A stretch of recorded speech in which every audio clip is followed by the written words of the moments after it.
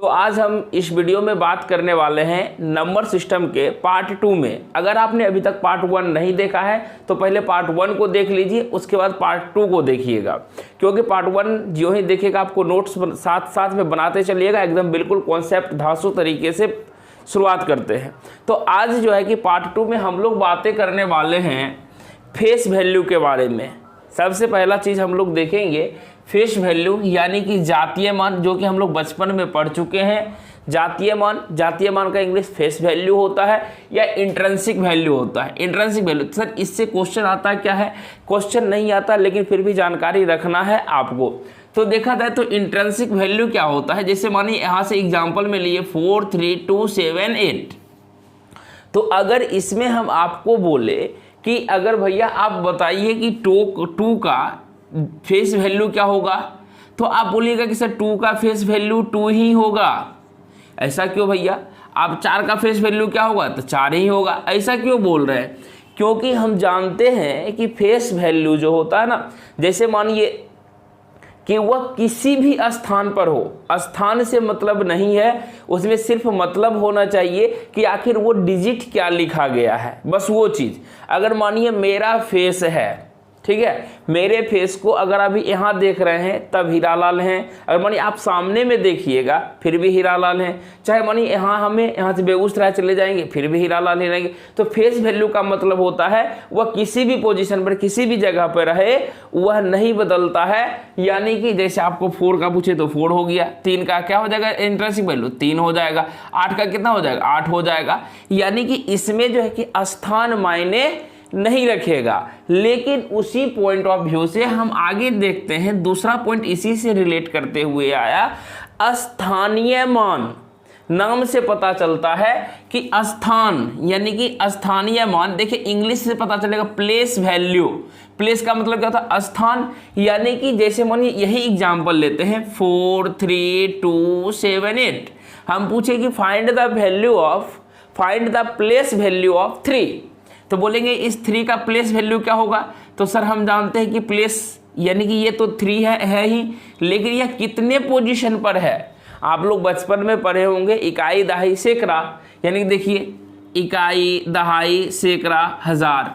Sir उसके बाद क्या करते थे हम लोग बचपन में, जो अंक रहता था उसको लिखते थे, यहाँ पर 1 लिख देते थे। 1 लिखने के बाद देखिए जितना 3 के बाद जितना भी संख्या होता था उतना 0 देते थे, 1 2 3 1 2 3। तो यानी कि इसका प्लेस वैल्यू कितना हो जाएगा 3000। यानी कि लोग समझ जाएगा, अगर आप बोलिएगा कि इसका 3000 है तो लोग समझ जाएगा 3 जो है कि किस पोजीशन पे है, 1000 के पोजीशन पर है, 1000वां स्थान पर है। अगर आपसे कोई पूछे कि 7 का जो है कि क्या हो जाएगा प्लेस वैल्यू क्या होगा, बोलेगा सर 7 यानी कि इकाई दहाई, यानी कि एक दूसरे अंक के बाद है तो 1 गुना से 0 हो जाएगा तो 70। यानी कि इस तरीके से आप प्लेस वैल्यू सीख गए होंगे। लेकिन एग्जाम में जो पूछेगा ना प्लेस वैल्यू का क्वेश्चन आता है दशमलव वाला, क्या आ जाएगा डेसिमल वाला क्वेश्चन, जो कि आपको कॉन्सेप्ट खत्म होते ही जो ही क्वेश्चन स्टार्ट करेंगे उसमें हम आपको सिखाएंगे। तो इस तरीके से प्लेस वैल्यू और फेस वैल्यू में अंतर आप लोग समझ गए होंगे।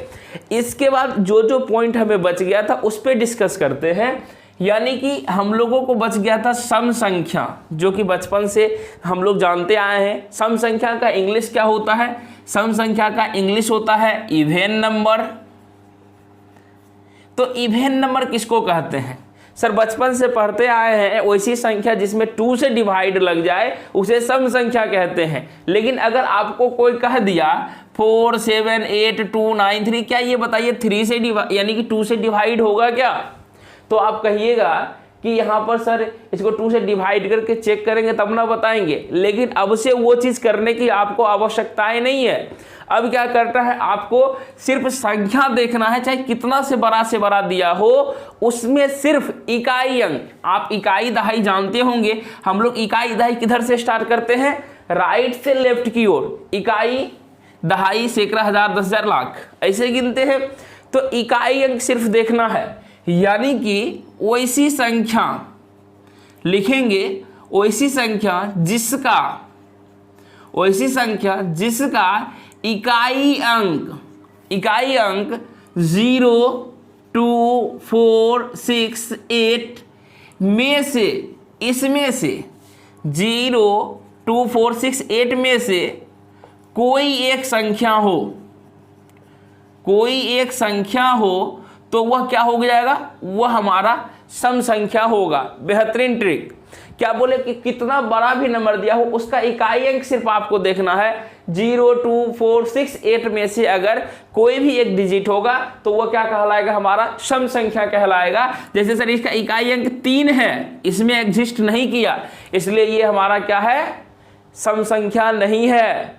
अभी हम ऑड नहीं पढ़े, अब ऑड पढ़ाते हैं। तो सर उसी तरीके से ऑड संख्या क्या होगा, यानी विषम संख्या क्या होगा। विषम संख्या का हिंदी क्या होता है, विषम संख्या का हिंदी होता है ऑड नंबर। यानी कि वैसी संख्या, अब क्या करेंगे, वैसी संख्या लिखिएगा आप लोग, साथ में नोट्स बनाते चलिए। वैसी संख्या जिसका इकाई अंक, इकाई अंक क्या होना चाहिए। देखिए इसको छोड़कर अगर ये याद है तो ऐसे भी हम निकाल लेंगे, लेकिन देख लीजिए क्या हो जाएगा, विषम संख्या मतलब 1 3 5 7 9 में से अगर कोई भी संख्या है, 1 3 5 7 9 में से कोई एक हो, कोई एक संख्या हो तो वह क्या कहलाएगा, हमारा विषम संख्या कहलाएगा। जैसे इसका देखिए सर, इकाई प्लेस पे देखिए 3 है, किससे मैच किया सर, इससे मैच किया, तो ये इसलिए हमारा क्या हो जाएगा, ऑड नंबर हो जाएगा। ठीक है, तो सर ये सभी चीज बताने की क्या आवश्यकताएं थी, आगे आपको जरूरत पड़ेगा कहाँ पे, इससे क्वेश्चन बहुत ही ज्यादा अच्छा एग्जाम में आता। कैसा, जैसे मानिए ये संख्या दे दिया, बोलेगा कि ये बताओ कि 7 से डिवाइड है या नहीं है, 8 से डिवाइड है या नहीं है, तो आप तो वहां से 8 से डिवाइड नहीं कीजिएगा, क्योंकि आपके एग्जाम में एक एक सेकेंड का वैल्यूएशन होता है, एक एक सेकेंड मायने रखता है। इसलिए आपको मैथ में या रीजनिंग में कोई भी सब्जेक्ट में कोशिश करना है जिसमें ट्रिक लगा सके, उसमें ट्रिक लगाइएगा। और आप लोग मेहनत जो है कि ज़्यादा समय जो है आप लोग अभी मैथ, रीजनिंग और इंग्लिश पर ज़्यादा समय दीजिएगा। जीके जीएस में उतना पढ़ने की कोई ज़रूरत नहीं है, लेकिन आपको 3 चीज़ जो है कि बहुत ही ज़्यादा नंबर आपके उठाएंगे, मैथ, रीजनिंग और इंग्लिश। जीके जीएस तो वो चलते रहेगा थोड़ा थोड़ा करके, 15-20 मिनट दीजिएगा काफ़ी है, लेकिन इसमें आपको कम से कम 3 से 4 घंटे कंटिन्यू मेहनत करने पड़ेंगे। हम आपके लिए थोड़ा सा शुरुआत किए हैं और इस शुरुआत में टारगेटेड जो है कि बिल्कुल बेसिक से सिखाने का है, इसलिए जो है कि बेसिक से सिखा रहे हैं, आपके पास प्रॉपर नोट्स बन जाए, दिक्कतें ना हो आगे चल के। तो देखिए अब जो है कि कभी कभी ये चीज आप देखे होंगे कि आपसे पूछता है कि 4 अंकों की बड़ी संख्या क्या होगी, 3 अंकों की छोटी संख्या क्या होगी, 2 अंकों की बड़ी से बड़ी संख्या क्या होगी। तो इस बात को ध्यान दीजिए कि यहां से देखिए, अभी हम लाइव एग्जांपल आपको दिखाते हैं कि हम लोग शुरू कहां से करते हैं, 0 से। 0 1 2 3 4 5 6 7 8 9 सर, उसके बाद होता है 10। यहां ध्यान दीजिएगा 10 हो गया। तो अब देखिए यहीं से आपको पता चल गया। सो यहाँ से सर स्टार्ट किए तो 0 क्या है, जो हम आगे बढ़ते जाएंगे तो बड़ी से बड़ी संख्या होती जाएगी। ध्यान दीजिएगा, हम बोल रहे हैं आपको एक अंकों की छोटी संख्या क्या होगी। सर एक अंकों की छोटी संख्या, तो एक अंक मतलब क्या हुआ, यानी कि 0 से लेके 9 तक ये क्या हुआ, हमारा एक अंक से बना हुआ है। तो इसको क्या, एक अंकों की छोटी संख्या। तो सर यहाँ 0 से तो पहले हम लोग माइनस हुआ, लेकिन गिनती कहाँ से, हम लोग पूर्ण संख्या से स्टार्ट कर लेते हैं। तो देखिए 0 एक अंकों की छोटी संख्या क्या हो जाएगी, 0। लेकिन अगर एक अंकों की आपको पूछा जाए बड़ी संख्या क्या होगी, सर एक अंकों की बड़ी से बड़ी तो 9 है, लेकिन सर 10 ज्यों ही जाइएगा त्यों ही यह क्या हो जाएगा हमारा 1 2। सर 2 डिजिट से मिलके बना हो तो 2 अंकों की संख्या हो जाएगी। यानी कि 2 अंकों की संख्या हम लोग 10 से स्टार्ट करते हैं, लेकिन 10 11 12 इस तरीके से कहाँ तक जाते हैं 99। सर उसके बाद लिखना पड़ता है 100। जो ही 100 लिखते हैं कितना होता है 1 2 3, यानी कि ये 3 अंकों की संख्या हो गई। तो इससे क्या पता चला आपको कि अगर 2 अंकों की छोटी से छोटी संख्या पूछे तो क्या हो जाएगा 10 हो जाएगा। अगर 2 अंकों की बड़ी से बड़ी संख्या पूछे तो क्या हो जाएगा 99, क्योंकि 100 क्या हो जाएगा 3 अंकों की संख्या। अगर आपसे कोई पूछे 3 अंकों की छोटी से छोटी संख्या क्या होगी, कहिएगा कि 100 होगा। 3 अंकों की बड़ी से बड़ी संख्या क्या होगा 999 होगा। तो इससे हमको क्या पता चला, इससे हमको यही पता चला कि अगर हमको कोई ग्रेटेस्ट पूछे तो हम क्या करते हैं, जितना संख्या का पूछेगा उतना बार 9 लिखते हैं। क्या लिखेंगे, उतना बार 9 लिखेंगे अगर बड़ी से बड़ी। देखिए हम देहाती भाषा में आपको पढ़ाएंगे और सभी चीज याद करा के जाएंगे बस। तो जैसे अगर मानिए हमने अभी पूछा कि बाबू रे 3 अंकों की बड़ी से बड़ी संख्या, सर 3 को 9 लिख दीजिए ना, छोटा छोटा बच्चा भी सीख जाएगा कन्फर्मली। 5 अंकों की बड़ी से बड़ी संख्या, सर 1 2 3 4 5 लिख दीजिए, हो गया काम खत्म। तो इसी तरीके से अब अगर आपसे कोई पूछे छोटी से छोटी संख्या क्या होगी, तो छोटी से छोटी मतलब क्या होता है, स्मॉलेस्ट क्या हो जाएगा। अगर आपसे कोई स्मॉलेस्ट पूछे तो घबराना नहीं है, आप क्या कीजिएगा, 1 लिखिएगा अपने मन से, सिर्फ 1 अंकों की छोटी से छोटी संख्या छोड़ के 1 अंकों की छोटी से छोटी छोड़ देंगे। तो देखिए यहाँ से जो है कि अगर हम लेंगे, क्या कहते हैं, यहाँ से इसको छोड़ दीजिए, कि यहाँ से कि अगर मानिए कि कोई भी आपसे स्मॉलेस्ट नंबर पूछा तो आप क्या करेंगे, 1 पहले लिखिएगा। पहले क्या लिखना, पहले 1 लिखते हैं, पहले 1 लिखेंगे, उसके बाद उतना 0 देंगे, उतना 0 देंगे, उतना क्या देंगे, 0 देंगे। कैसे, तो देखिए कि अगर मानिए कि हम पूछे आपको 2 अंकों की छोटी से छोटी संख्या, आप क्या कहिएगा कि सर आपने बोला पहले 1 लिख दीजिए, 1 लिख दिए, कितना संख्या बोला, 2 संख्या बोला, तो देखिए 1 ये संख्या होगा, 1 0 दे देंगे तो 10 हो गया। अगर मानिए 3 अंकों की छोटी संख्या है, क्या है, 3 अंकों की छोटी संख्या है, तो आप क्या कीजिएगा, पहले बोले 1 लिखने के लिए और उतना बार 0 देंगे, कितना, 3 को बोला तो देखिए 1 हमारा 1 हो गया, 1 को साथ में काउंट करते हैं, 1 2 यानी 1 2 3 अंकों की संख्या हो गया तो 100। अगर आपसे कोई पूछा 5 अंकों की छोटी से छोटी संख्या क्या होगी, तो आप क्या लिखेंगे, 1 लिखेंगे सर, उस पर 1 2 3 4 को 0 देंगे। यानी कि इससे पता है क्या चला कि अगर छोटी से छोटी संख्या पूछा जाता है तो 1 लिखते हैं, 1 के बाद क्या करते हैं, जैसे 2 अंकों की छोटी संख्या तो 1 0, 3 अंकों की छोटी संख्या है 2 0, 5 अंकों की छोटी संख्या है 1 2 3 4 को 0, यानी 1 लगाते हैं तो वो हमारा पूरा का पूरा क्या होता है, छोटी संख्या निकल जाता है। तो अब हम बहुत ही इंपॉर्टेंट टॉपिक पर बात करने वाले हैं। जैसे कि मैंने आपको बताया था प्राइम नंबर यानी अभाज्य संख्याएं, अगर मानिए 100 तक दिया हुआ है तो आपको याद है 2 3 5 7 11 13 17, तो 1 से 100 तक तो हमने लिखा दिया। अगर मानिए 1 से ज़्यादा, अगर 1 से मतलब जैसे 100 से ज़्यादा अगर है, कहीं भी संख्या 4 ऑप्शन दिया हुआ है, उसमें से कहेगा कि आप चेक करके बताइए कि कौन सा ऑप्शन में हमारा अभाज्य संख्या है, तो उसका कुछ रूल बताते हैं, आपको समझ में आ जाएगा। कम नहीं या जो भी टर्म दिया हुआ रहे तो उसको देखिए कि कोई प्रॉपर रूल नहीं है। हमने यहाँ से लिखा है 100 से बड़ी संख्या का जांच करना अभाज्य संख्या है या नहीं है, यही दोनों चीज़ रहेगा। 4 ऑप्शन दे दिया रहेगा, पूछेगा इनमें से बताइए कि कौन सा अभाज्य संख्या है। तो इसके लिए देखिए ट्रिक क्या है कि मानिए चूंकि क्वेश्चन में थे आपको 4 ऑप्शन दिया हुआ रहेगा, तो 4 ऑप्शन मानिए कि p एक पूर्णांक है जो कि हमको क्या दिया हुआ, मतलब क्वेश्चन में दिया हुआ रहेगा। ठीक है, जैसे क्वेश्चन मैंने एक एग्जांपल लिखा कि आप चेक करके बताओ 173 अभाज्य संख्या है या नहीं है।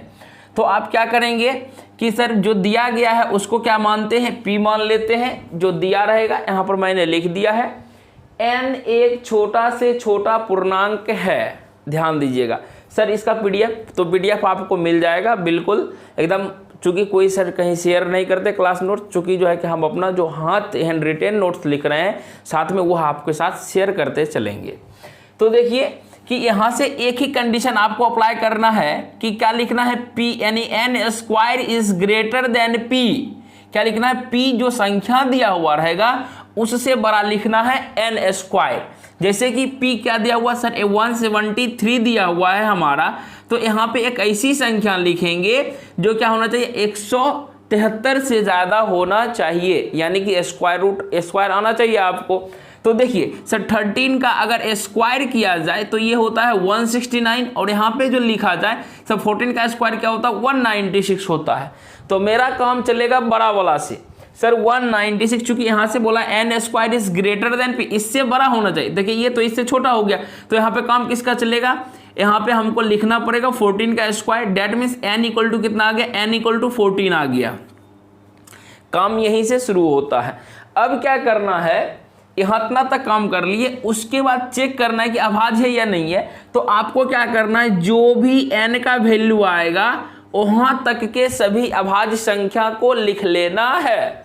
जैसे मानिए यहाँ जैसे 2 हो गया, 3 हो गया, 14 तक में देखिए 2 3 5 7 9 नहीं होगा, 11 हो जाएगा, 13 हो जाएगा, 13 को क्या 17, लेकिन आपको 14 तक ही लेना है, यानी 14 से छोटा तक ही लेना, ये 17 को नहीं लेंगे।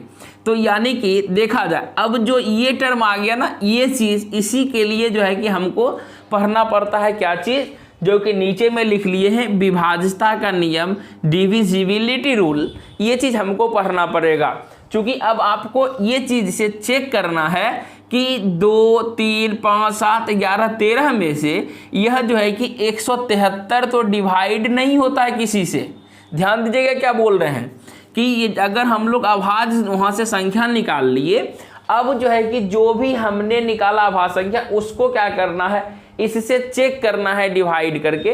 जैसे देखिए 2 से चेक होगा क्या, नहीं ना, अभी तुरंत बताए थे, जिसके इकाई अंक पर 0 2 4 6 8 हो वह 2 से डिवाइड होता। तो सर ये तो 2 से डिवाइड नहीं हुआ। 3 से रूल क्या है, 7 3 10 से 11, सर नहीं होगा। मतलब जो रूल 5 से क्या है नहीं जानते हैं, 7 से डिवाइड 11 से डिवाइड नहीं होगा। तो यह किसी से भी डिवाइड नहीं हुआ। तो यानी कि जितना भी अभाज्य संख्या निकाले थे उसमें से किसी से डिवाइड नहीं हुआ यह संख्या, इसलिए यह क्या है, मेरा अभाज्य संख्या है। अगर मानिए इसी में से अगर कोई संख्या से मेरा डिवाइड हो जाता तो अभाज्य संख्या नहीं होता। सभी लोग सीख गए होंगे। अब हम लोग बातें करेंगे विभाज्यता का नियम, डिविजिबिलिटी रूल पर बातें करेंगे। तो ये सभी चीज़ पहले से आ भी रहा होगा, लेकिन इसके लिए ज़रूरी भी है। आगे क्वेश्चन कराएंगे तो और ज़्यादा आपका कॉन्सेप्ट क्लियर होगा। तो देखिए सबसे पहला चीज़ हम लोग करते हैं, शुरुआत कहाँ से करेंगे, 2 से विभाज्यता का नियम देखेंगे। जैसा कि इवन नंबर वाला डेफिनेशन है, एकदम साफ साफ ध्यान रखिएगा। यानी कि यहाँ लिख देते हैं हम, जिसका इकाई अंक, क्या बोले, इकाई अंक पर 2 4 6 8 में से अगर कोई भी नंबर हो जिसका इकाई अंक 0 2 4 6 8 में से कोई भी हो तो वह क्या कहलाएगा, हमारा 2 से डिवाइड हो जाएगा पूरा पूरा। यानी कि आपको चेक करना है 0 2 4 6 8 में से कोई भी डिजिट होना चाहिए। ठीक है, इकाई अंक में लास्ट में। अगर दिक्कत है इकाई में समझने में तो लास्ट लिख लीजिए, कि जैसे मानिए यहाँ से हम लिख दिए 1 9 6 8, तो लास्ट डिजिट क्या है, 8 है, तो यह हमारा क्या है, 2 से पूरा पूरा डिवाइड है। अब देखा जाए तो 3 से डिवाइड करने का क्या रूल है, 3 से देखिए, अब जो भी संख्या बना हुआ रहेगा, क्या बोले, जो भी संख्या है, जो भी संख्या हो, देखिए अपने भाषा में लिखिए, जो भी संख्या हो उसके सभी अंकों का योग, उसके सभी अंकों का योग 3 से विभाज्य होना चाहिए। ध्यान से दीजिएगा, इसको समझिएगा, क्योंकि इसमें से बहुत सारे बच्चे कंफ्यूजन होते हैं। ठीक है, तो क्या बोले कि जो भी संख्या आपका दिया हुआ रहेगा, जैसे मानिए यहां से ये दिया हुआ है 2 3 7, हमको चेक करके बताना है कि ये बताइए 3 से डिवाइड है या नहीं है। तो सर आपने बोला कि जो भी संख्या दिया हुआ रहेगा उसके सभी अंकों का योग, तो इसका संख्या कितना हो जाएगा, 2 + 3 5 5 + 7 कितना हो जाएगा, सर इसका अंकों का योग आ गया 12। बोला वह 3 से विभाज्य होना चाहिए। यानी कि अब देखिए 3 के टेबल में 12 आ रहा है क्या, हाँ सर बिल्कुल, 3 का 3 3 दूनी 6 3 2 3 चौके 12, 4 बार में आ गया। तो यह सर 3 से क्या हो जाएगा, यह संख्या पूरा पूरा डिवाइड होगा। तो चेक करके भी आपको हम बता दें क्या, तो चलिए डिवाइड करके दिए, छोटा संख्या तो चेक कर लेते हैं। 3 7 जा 21, यहाँ 2 7 बचा, 3 9 जा 27, देखिए चेक हो गया ना। अगर मानिए रूल हमको याद है तो कहीं ना कहीं इससे समय आपको कम लगने वाला है। 4 से विभाज्यता का क्या नियम है, तो देखिए 4 से विभाज्यता का बिल्कुल सरल है, तो ध्यान रखिएगा इकाई और दहाई। देखिए 4 है, बेसिक चीज याद रखिए, आगे याद रखने की कोई दिक्कत नहीं। इकाई और दहाई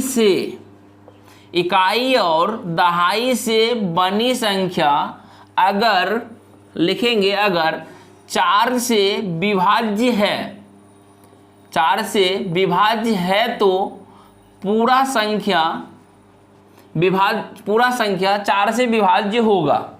क्या बोले, इकाई और दहाई से बनी संख्या अगर 4 से विभाज्य हो तो वह पूरा संख्या क्या होगा, 4 से विभाज्य होगा। जैसे कि सर एग्जाम्पल के तौर पर लेते हैं 4 3 2 5 6 4, तो इस पूरे संख्या में क्या करना है, सिर्फ आपको देखना है इकाई और दहाई।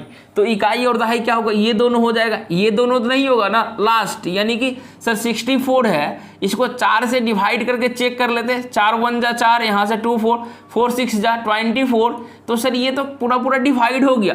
क्या ये 4 से पूरा डिवाइड होगा? हाँ बिल्कुल 4 से डिवाइड होगा, क्योंकि एग्जाम में आपको इसी चीज से पकड़ना पड़ेगा बस, और कोई दूसरा उपाय नहीं है।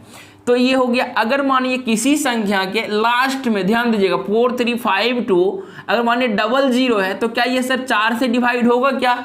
बिल्कुल 4 से डिवाइड होगा। क्या अगर मानिए आप जानते हैं 4 3 5 को अगर 100 से मल्टीप्लाई करेंगे तो फिर भी हमारा यही संख्या होगा। क्या पता है 4 को आराम से आप डिवाइड कीजिए 100 में, देखिए डिवाइड होगा, 4 2 जा 8 4 5 जा 20, सर ये तो पूरा डिवाइड हो गया। यानी इससे हमको ये भी पता चला है अगर किसी संख्या के लास्ट में अगर सिंगल जीरो है तो वह 2 से डिवाइड है, अगर 00 है तो वह हमारा किससे, 4 से डिवाइड होगा। ठीक है, तो चलिए अब हम लोग आगे बढ़ते हैं।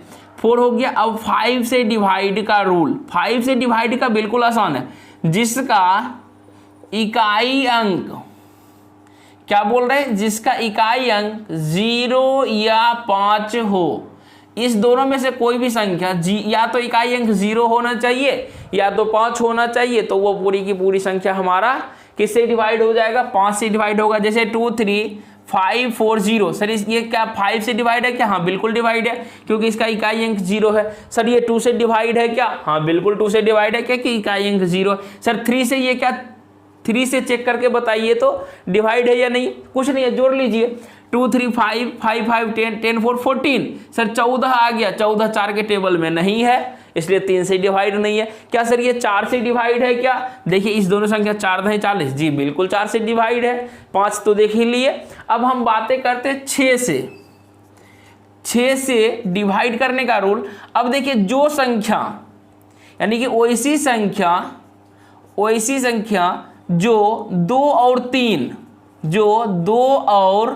3 दोनों से विभाज्य हो, 2 और 3 दोनों से विभाज्य होना चाहिए। क्या बोले, ध्यान से सुनिएगा, यानी वैसी संख्या जो क्या होना चाहिए, 2 और 3 दोनों से विभाज्य होना चाहिए, यानी 2 से भी भाग लगना चाहिए उसमें और 3 से भी भाग। जैसे यहाँ पे मैंने चेक करके भी बताया 2 5, अगर ये पूछेगा कि बाबू रे ये 6 से डिवाइड होगा क्या, तो कहोगे कि रुकिए सर लास्ट में 0 2 से तो डिवाइड है क्या, 6 से पूछा है। तो अब देखते हैं कि 2 से तो हो गया, अब 3 से डिवाइड है क्या? नहीं। देखते 2 3 5 5 5 10 4 14, सर 14 4 के टेबल में नहीं आता है, इसलिए जो है कि ये हमारा 3 से विभक्त नहीं है। तो क्या ये 6 से होगा क्या? तो ये 6 से बिल्कुल कभी भी डिवाइड नहीं होगा। तो यानी कि 6 से डिवाइड होने के लिए आपको 2 से भी डिवाइड होना चाहिए और 3 से भी डिवाइड होना चाहिए। अगर दोनों से डिवाइड है तो वह हमारा संख्या 6 से पूरा का पूरा विभक्त हो जाएगा। अब देखिए 7 का तो कोई रूल नहीं है, लेकिन देखिए ध्यान दीजिएगा, अगर कोई भी संख्या, अगर लिखिएगा कोई भी संख्या लगातार 6 बार हो तो वह 7 से डिवाइड होगा। जैसे एग्जांपल के तौर पर ले लीजिए 8 8 8 8 1 2 3 4 5 6, देखिए तो चेक करके, सर 7 1 जा 7, यहाँ बचा 1 8 7 दूनी 14 4 8 7 6 के 42 6 8, सर 7 9 63 5 8, कितना हो जाएगा 7 8 56, सर 56, देखिए कितना हो जाएगा 2 8 7 चौके 28। सर ये तो पूरा का पूरा कट गया, यानी कि 1 2 3 4 5 6, यानी कि 6 संख्या का अगर कोई भी रिपीटेशन है कंटिन्यू तो वो हमारा क्या हो जाएगा 7 से डिवाइड हो जाएगा। तो अब देखिए हम लोग देखते हैं यहाँ से 8 से डिवाइड करने का रूल। 8 से डिवाइड करने का क्या रूल होगा कि देखिए जो 4 वाला है इसलिए हम इसको नहीं मिटा है। 4 में देखिए क्या देख रहे थे, इकाई दहाई देख रहे थे। अब यहाँ पे हमको क्या देखना पड़ेगा, इकाई दहाई और सैकड़ा। इकाई दहाई और क्या हो जाएगा सैकड़ा से बनी संख्या। सैकड़ा से बनी संख्या अगर 8 से विभक्त हो तो पूरा संख्या क्या होगा 8 से विभाज्य हो जाएगा। बिल्कुल इसी तरीके से जैसे मानिए एग्जाम्पल पे 4 3 2 5 6 4 है, तो सर इसको चेक करके बताइए क्या ये 8 से डिवाइड होगा क्या। तो इसका देखिए इकाई दहाई सैकड़ा ये 3 ही संख्या लेंगे, इसको चेक करते हैं 8 से डिवाइड करके। 8 सते कितना हो जाएगा देखिए 56, लेकिन ये 4 देखिए रिमाइंडर बच गया। तो सर यह पूरा का पूरा 8 से डिवाइड नहीं है, इसलिए हमारा ये पूरी संख्या 8 से डिवाइड नहीं होगी। अगर मानिए कि इसी संख्या के लास्ट में अगर सर 3 0 लगा दे तो अगर अब पूछे क्या ये 8 से डिवाइड होगा क्या, बिल्कुल डिवाइड होगा, क्योंकि इसको हम लोग क्या लिख सकते हैं गुने 1000 भी तो लिख सकते हैं ना। 1000 में देखिए 8 से डिवाइड लगा के आराम से लगेगा। 8 1 जा 8 0, 8 2 16, 8 5 40, देखिए पूरा का पूरा कट गया। यानी कि इससे हमको पता चल गया अगर लास्ट में 3 0 है तो वो हमारा 8 से आराम से डिवाइड हो जाएगा 125 बार में। अगर हमारा लास्ट में 2 0 है तो वह आसानी से जो है कि हमारा 4 से डिवाइड होगा।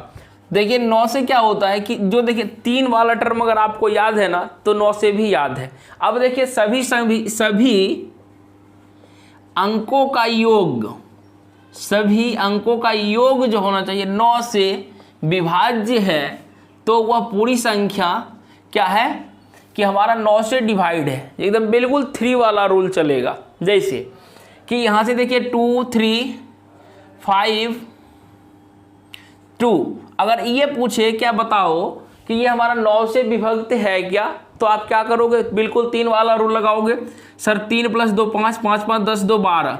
सर यह 12 आया तो 12 देखो क्या 9 के टेबल में आ रहा है क्या, सर 12 9 के टेबल में नहीं आ रहा है, इसलिए हमारा यह 3 से विभक्त नहीं है, सॉरी 9 से विभक्त नहीं है, लेकिन यह 3 से विभक्त है। ठीक है, अब देखिए बातें करते हैं 10 से विभक्त होने की। 10 मतलब क्या हुआ, जिसका इकाई अंक क्या बोले, जिसका इकाई अंक क्या होना चाहिए 0 होना चाहिए, 0 होना चाहिए। इसमें एक ही रूल है कि यानी कि अगर इकाई अंक 0 है तो वह 10 से विभक्त है, नहीं तो अन्यथा दूसरा कोई इसमें रूल नहीं है। अब बातें करते हैं 11 से।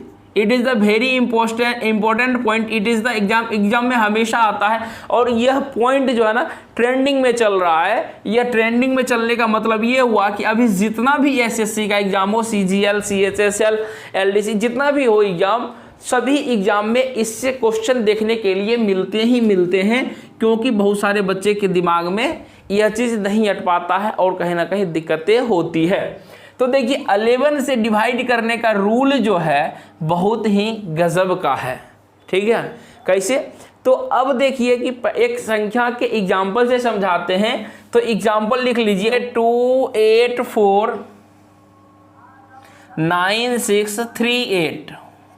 ध्यान दीजिएगा कि अब इसमें क्या करने वाले हैं, एग्जाम्पल क्या लिखे, इसको चेक करके बताना है क्या ये 11 से विभक्त है या नहीं है। तो सर 11 से विभक्त करने का कोई रूल तो पता है ही नहीं, तो चलिए हम दिखाते हैं आपको। अगर देखिए समझ में आ जाए बहुत अच्छी बात है, नहीं तो दूसरा भी मेथड लगाएंगे। आप क्या करिए, देखिए यहाँ से सर 1 2 3 4 5 6 7, देखो अलग अलग मेथड से आप लोग प्रयोग कर सकते हो। हम क्या बोले, यानी कि अगर जो है कि पहले क्या करना है, विषम स्थान पर आने वाले सभी संख्याओं का योग। सर विषम स्थान पे हमारा देखिए 8 है, 6 है, 4 है और 2 है। ऊपर में 1 3 5 7 क्यों लिखे, सर आपको जो है कि आसान हो जाएगा विषम संख्या को पहचानने में। यानी कि इसको जोड़िए, कितना हुआ 4 + 2, यानी कि जोड़ेंगे किसको 2 + 4 + 6 + 8 को, कितना हो जाएगा 814 4 18 2 20। अब क्या बच गया अब बच गया सर हमारा एक इवेन नंबर, यानी कि 2, 4 और 6 वाला, यानी कि इसको अब जोड़ दीजिए। यानी कि इसको जोड़ेंगे, 2 पर कितना है सर 3 है, 4 पे कितना है 9 है, और 6 पे कितना है 8 है। कितना हो जाएगा 9 3 12 8 20।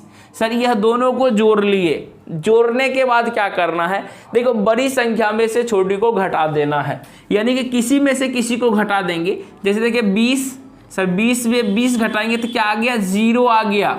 इसी तरीके से आप चेक करिएगा, कोई भी संख्या दिया हुआ रहे तो उसका क्या करना है, सभी विषम स्थानों के अंकों का योग, उसके बाद सभी सम स्थानों के अंकों का योग, दोनों को जोड़ने के बाद आपस में माइनस करना है। माइनस करने के बाद 0 या 11 का गुणनखंड, यानी 0 या 11 यानी 22 33 अगर हो तो क्या कहेंगे, वह पूरा संख्या जो है कि हमारा 11 से डिवाइड होगा।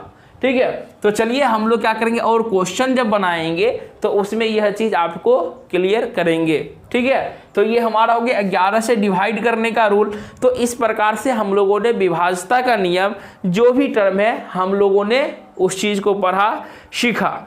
ठीक है, अब देखिए थोड़ा सा आपको बात बताते हैं कि अगर मानिए कि कोई पूछा आपसे कि प्रत्येक सम संख्या का वर्ग यानी कि स्क्वायर क्या होगा, तो देखिए एग्जांपल, सम संख्या मतलब 2 का स्क्वायर पूछा सर ये 4, अगर मानिए 4 का स्क्वायर पूछा 16, तो यानी कि हमेशा क्या हो जाएगा, सम संख्या ही होगा।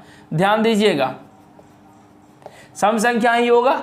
अगर कोई मानिए आपसे पूछा कि प्रत्येक विषम संख्या का वर्ग क्या होगा, तो अगर जब विषम संख्या मतलब क्या हो गया यहाँ से कि 1, सर 1 का स्क्वायर कितना है 1, अगर माने 3 का स्क्वायर कितना है 9 है, अगर माने 5 का स्क्वायर कितना है सर 25 है। तो यानी कि देखो 1 9 25 क्या है, विषम संख्या। इसलिए ध्यान रखिएगा कि प्रत्येक विषम संख्या का वर्ग हमेशा विषम संख्या ही होगा। इस चीज को ध्यान रखिएगा, सम संख्या का वर्ग हमेशा सम संख्या ही होगा, विषम संख्या का वर्ग हमेशा विषम संख्या ही होगा। ठीक है, तो अब देखिए किसी संख्या का ये चीज हो गया। अगर मानिए कि कोई भी बहुत ही इंपॉर्टेंट टर्म है कि आपसे पूछता है कि ये बताओ कि परफेक्ट स्क्वायर है या नहीं है, पूर्ण वर्ग है या नहीं। अगर किसी संख्या के, लिख लीजिए, अगर किसी संख्या के अंत में, अंत मतलब इकाई स्थान पर 0 2 3 7 8 में से अगर कोई भी संख्या हो तो वह पूरा का पूर्ण वर्ग कभी नहीं होगा, पूर्ण वर्ग कभी नहीं होगा। ध्यान दीजिए, ऐसे तो बेसिकली लोग 2 3 7 8 को देखते हैं, लेकिन हम यहाँ पे 0 भी लिखे। 0 इसलिए लिखे क्योंकि सिंगल 0 जो है कि कभी कभी दिया हो, जैसे 10 20 30 40, एंड लास्ट में अगर एक 0 हो तो यह कभी भी, देखिए 0 जो है ना, 0 ऑड नंबर में हो, अगर ऑड नंबर में है तो वह कभी भी पूर्ण वर्ग नहीं है। अगर 0 इवेन नंबर में है तो वह हमेशा क्या होगा, वर्ग संख्या होगा। जैसे मानिए अगर 10 दिए, 10 बोले पूर्ण वर्ग है क्या, कहोगे कि नहीं सर सिंगल 0 है। 100 पूर्ण वर्ग है, हाँ बिल्कुल है। 1000 है क्या सर, नहीं है। 1 2 3 4 0 है सर, बिल्कुल यह हमारा पूर्ण वर्ग संख्या है। पूरा का पूरा आप लोगों का बेसिक कॉन्सेप्ट जो है कि नंबर सिस्टम का यहाँ पर खत्म होता है। और अब जो है कि हम लोग कुछ क्वेश्चंस करेंगे इस पर, जो है कि एकदम बिल्कुल बेसिक से क्वेश्चन करेंगे, एक एक पॉइंट आपको समझाएंगे।